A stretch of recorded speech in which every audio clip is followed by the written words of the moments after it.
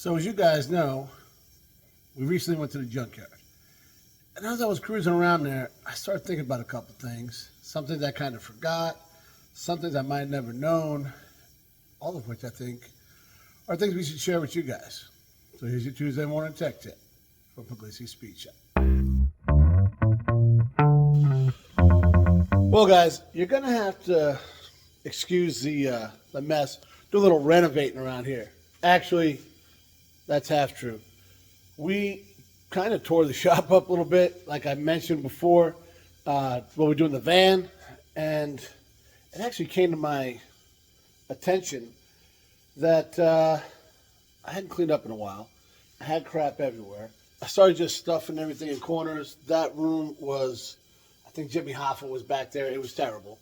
So I got a lot of stuff pulled out. We're going to put stuff upstairs and all that kind of stuff. All I'm saying is it's a mess for a reason. All right?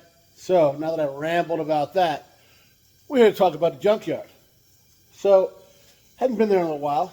I took you guys there maybe a year or so ago. Looking for, no, it could have been a year ago because I didn't have a square body a year ago. But either way, on that trip, I was let down because I was looking for square body parts and we got nothing, right? So, and of course this time we found a square body Suburban. It's always when you're not looking, guys, right? But we did have a lot of luck on the OBS parts and some things for the Jeep. So, see, we got there's the grill we found. We got to give her a good cleaning before we mess with her. And I got a whole collection of, yeah. We got some doing to do. Doing to do? You know what I mean.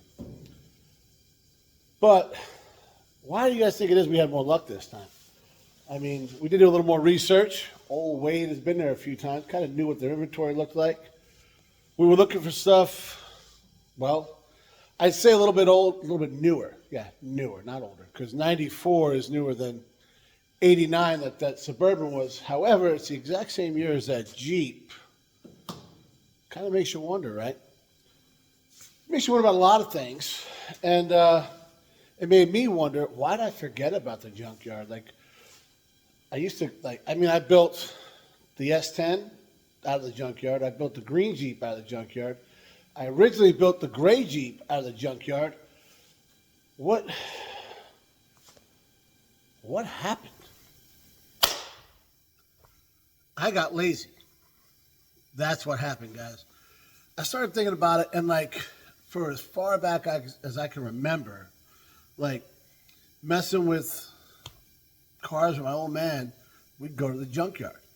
We built this, first thing we built together that I can remember, where I was actually an integral part of it instead of just a pain in the ass in the way, was a 78 Jeep Cherokee we bought on Long Island right as we moved to Pennsylvania. And the floors were out of it. Everything was just bad. A lot of rust.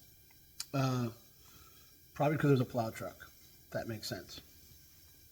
But we went to the junkyard. We found some really cool bucket seats for it. We put new floors in it, which was just sheet metal and some pop rivets.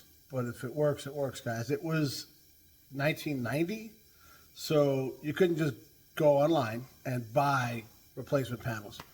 You got to order them from a catalog if they even made them, and I don't think they made them for that Cherokee. So I stand by our decision. I say our decision. It was 100% my dad's decision. I was 13, so nobody cared about my opinion at that point in the game. But the junkyard, right? We were constantly and then everything after that, we would always go to the junkyards. To when I built the first thing I built by myself was that it was an 88 Dodge Ram 50 that my buddy Greg gave me. And guys, a free vehicle is like a free pet. Like, no matter what, it's going to cost you money, all right? But I appreciate Greg giving it to me. I absolutely love that little truck. I learned so much, and the proudest moment was when I drove around the block for the first time ever. I was like, wow, I actually did this, right? But I did all that we lived up in the high desert, and we would go to junkyards. It was great because nothing was rusted. I mean, you had to look out for rattlesnakes, but other than that, guys, it was fine, right? So I remember being in Virginia when I was stationed there. They had, you pull a Junkyards, you get a motor for $75, a trans for $50, and I had a 30-day warranty on everything, so it really wasn't a bad deal. I just didn't need nothing like that at that point. Well,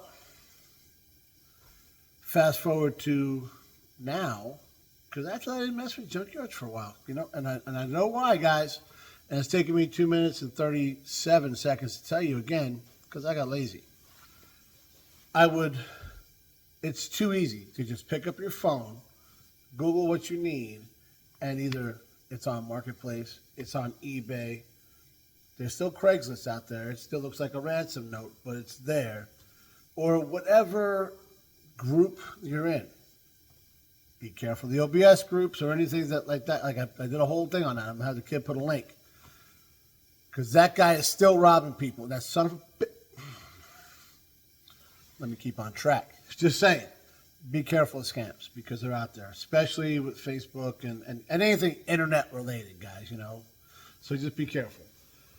But it's so easy, and I did it with the OBS. I did it with a lot of things. The hard body I did it a lot with. I'd pick, just Google what I needed, and I'd either find it right here, you know, on down the block somewhere, right, on Facebook Marketplace, and I'd go grab it.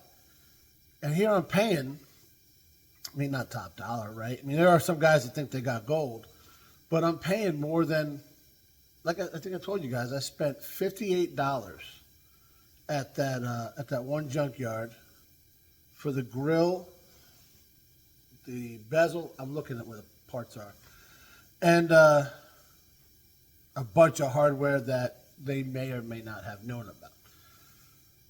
That grill online was, I think it was like $93.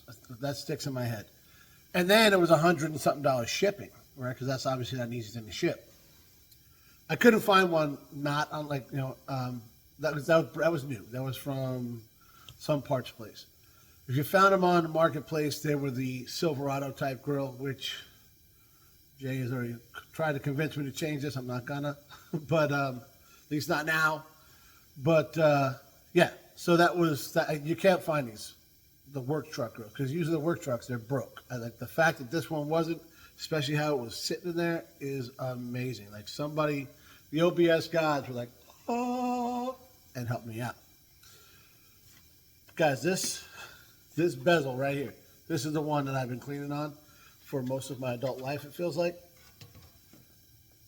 Used on eBay, $100 to $150 for used ones, and they're nice, right? But they're not. I don't think they're as nice as the one I got.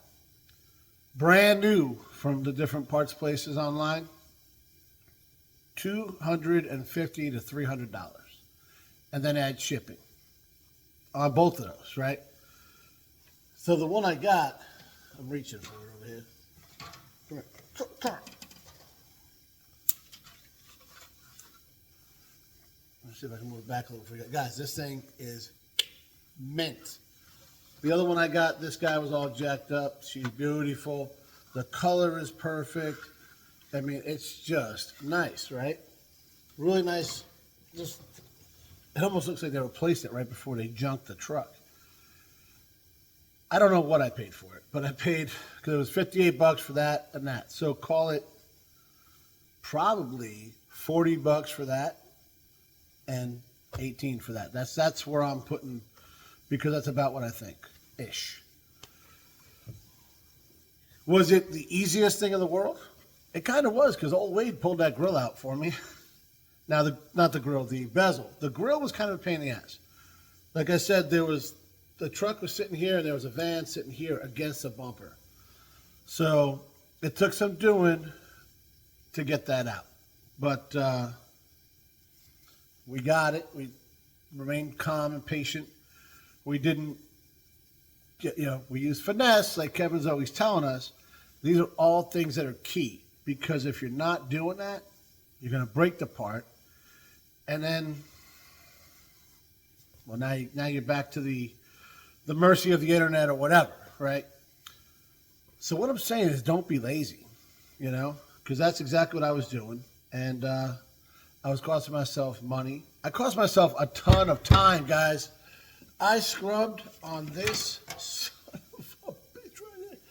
Guys, after I was scrubbing on it forever, I then went and got all this to try and get in the corners and everything, and it still is not right. Now, what I was going to do, now that I got all the crap off of there and it's smooth, I was going to clean it up real good with acetone, shoot a little primer, shoot a little paint, and I have a color that I think is really, really similar. It's actually what I used to match the tour pack to my bike. I think it would work, but now I don't got to worry about it, you know? And another thing, and I mentioned it in the video, don't be that guy. Don't be the guy that just tears everything up to get what you want. Because if you do that, pardon my French, but you're an asshole, all right? Because there's people that need those parts, right? Like this thing I got for the Jeep. I got this guy right here. Almost guarantee the guy that pulled the column out and all that had no idea what this was. But he left it hanging there. Probably because he didn't know what it was. He didn't care.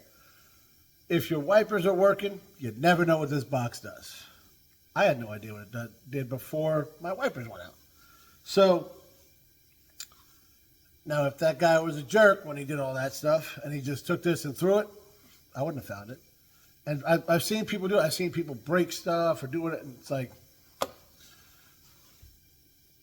as insignificant as those little parts might be, when you can't find something, it's like gold, right? The littlest plastic piece of crap is like gold. So this is a perfect example because they don't remake, nobody repops these, nothing like that. Your options are find one online, which I wasn't able to do, that was used and you hope it's good. But those guys that are doing that, they know what this is and how hard it is. So they're going to charge you like $1 million. I paid $15 for this. I paid $15 for this and these two lights, right? So I probably paid about $10 for this. And if it don't work, all right, I'm out $10. But you can open these things up and rebuild them. And let's say I screwed up the first time, because you guys watch the channel, you know I will. I got another one. Between these two, I'll make one work. Totally worth $10. And if somebody tore it up, I wouldn't be able to do that. So use the Junkyards. Be careful while you're there. There's, use a little, safety third thinking, because there was a few times me and old Wade were like, I don't want to lay in this puddle. This looks pretty sketch. And one of the junkyards we went to, you guys saw I almost busted my ass. It was sketchy. It was slick. It was, things I didn't worry about when I was in the desert. But at this junkyard, I didn't have to worry about rattlesnakes. I think it's a solid trade. But don't be lazy. Think about, there's all different now. It's not always the way to go. Case in point, I'm looking for a front bumper for the OBS because there's a rust hole in the bottom of it. You can't see it now that it's lowered, but it's there. So they had a bunch of bumpers. I know they're going to be hard to get off. They're sitting in the junkyard for God knows how long. Everything around it's wet and all that. Clearly they're corroded on. And I had to lay in a puddle to get it out. Which is why we pass on a couple of sets of those bumper lights, because we don't want to lay in a puddle. There's a guy, and there's guys everywhere, right? You get it? There's always a guy. Everybody's got a guy. Well, look at that marketplace. There was a dude that had a bumper for this truck in nice shape for $100 with the valance on the bottom of it. Well,